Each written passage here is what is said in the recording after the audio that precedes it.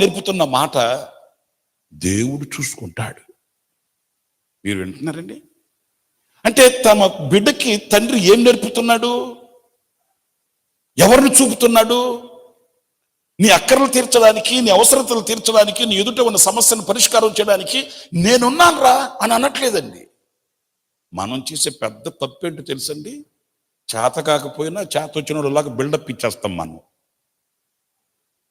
కదా.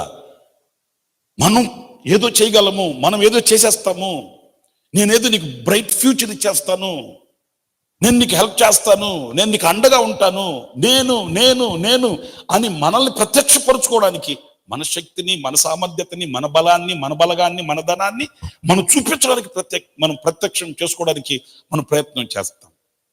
నేను మొట్టమొదటిగా చెప్పే మాట ఏంటంటే, ఈ తండ్రి ఎలాంటి వాడంటే దేవునిని చూపించే తండ్రి.